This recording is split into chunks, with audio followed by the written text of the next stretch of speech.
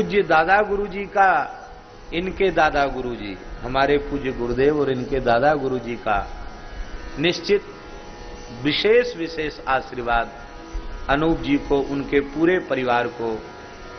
आपके मन में अपनी माता पिता के प्रति बड़ी भक्ति है। कल इन्होंने एक बात बताई, हमें बड़ी प्रसन्नता हुई। इन्होंने कहा कि मेरे पूज्य पिताजी भगवत धाम जाने के 5 मिनट 10 मिनट पहले उन्होंने प्रसन्न होकर कहा कि मैं तुम्हें पिता के ऋण से मुक्त करता हूं। तुमने मेरी इतनी सेवा की है समर्पित भाव से कि मैं तुम्हें, एक पिता का भी तो ऋण होता है पुत्र के प्रति, बोले मैं तुम्हें पितृ ऋण से मुक्त करता हूं। ये 5-7 मिनट जाने पहले के, और निरंतर गोपाल सहस्त्र नाम का वो पाठ करते रहते थे। गोपाल सहस्त्र नाम का स्मरण करते करते देह का त्याग किया।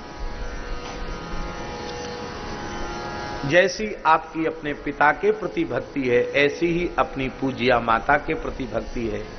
और हमारा ये विश्वास है, प्रवृत्ति मार्ग में पिता माता का स्नेह, उनका आशीर्वाद, उनकी कृपा जिन्हें प्राप्त है, प्रवृत्ति मार्ग में उन्हें कभी पीछे मुड़ के नहीं देखना पड़ेगा, वो आगे बढ़ते चले जाएंगे।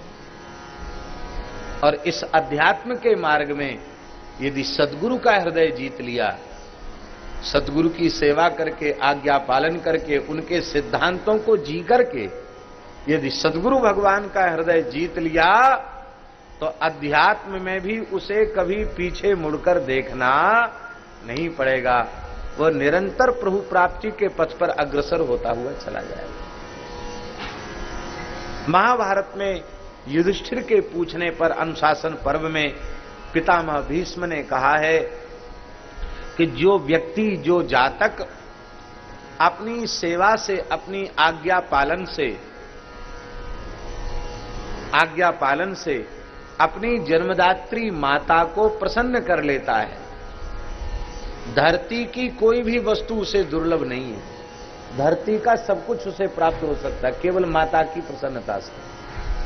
यदि कोई व्यक्ति अपने पिता को उनकी आज्ञा का पालन करके, उनकी सेवा करके प्रसन्न कर ले, तो भीष्म जी कह रहे हैं हमारी बात नहीं है, हमारी बात तो बहुत हल्की रहेगी।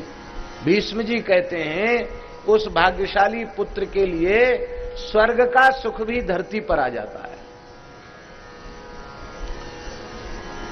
आगे बोल रहे भीष्म जी, किंतु जो अपने गुरुदेव को प्रसन्न कर लेता है आज्ञा पालन से और सेवा से, कहते वह व्यक्ति तो ब्रह्मलोक का भी अतिक्रमण कर जाता है, ब्रह्मलोक को लांघ जाता है। इसका अर्थ है वह नित्य गोलोक साकेत वैकुंठ को प्राप्त कर लेता है, जन्म मृत्यु के चक्र से छूट जाता है। तो माता पिता और गुरु, ये 3 विशेष सेवनीय हैं। हम चाहे जितने बड़े हो जाएं, भगवान चाहे जहां हमें पहुंचा देवें, माता पिता और गुरु, इनके प्रति सदा अत्यंत हृदय से कृतज्ञता का भाव बना रहना चाहिए।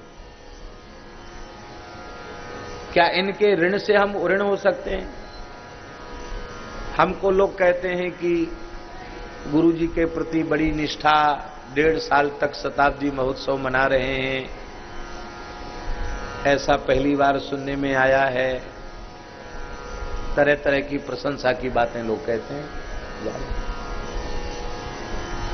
हाँ, विश्राम कर लो। तरह तरह की,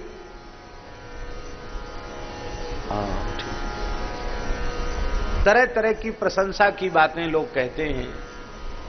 हम आपको सच्ची कहें, 1000 जन्म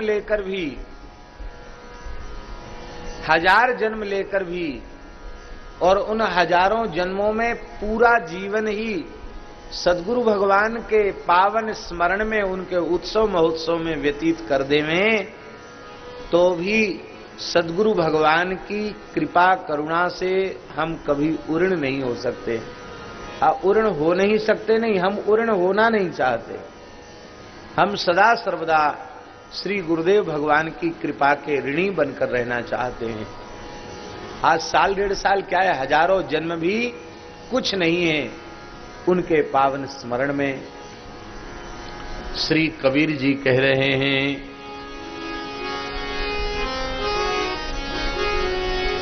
बहुत प्यारा भाव, सात समुंदर मसी करूं,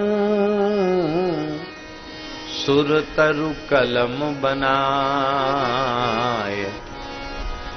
सात समुंदर मसी करूं, सुर तरु कलम बनाए। सब धरती कागज करूं, गुरु गुण लिखा न जाए। 7 समुद्र की स्याही बनाई जाए, कल्प वृक्ष की कलम हो, वो सामान्य कागज नहीं, सारी धरती को कागज बना दिया जाए और गुरु के सद्गुण लिखे जाए तो गुरु गुण लिखा न जाए। गुरुजनों ने मंत्र नहीं दिया, साक्षात मंत्र के रूप में रघुनाथ जी को प्रदान कर दिया। राम नाम के पट तरे, देवे को कछु नाई। क्या ले गुरु संतोषिए, हंस रही मन मान। श्री कबीरदास जी कहते हैं कि सद्गुरुदेव श्री रामानंदाचार्य भगवान ने जो राम नाम का उपदेश दिया है, उसके बदले उनके चरणों में भेंट करने के लिए मेरे पास कुछ भी नहीं है। बस यह तन मन प्राण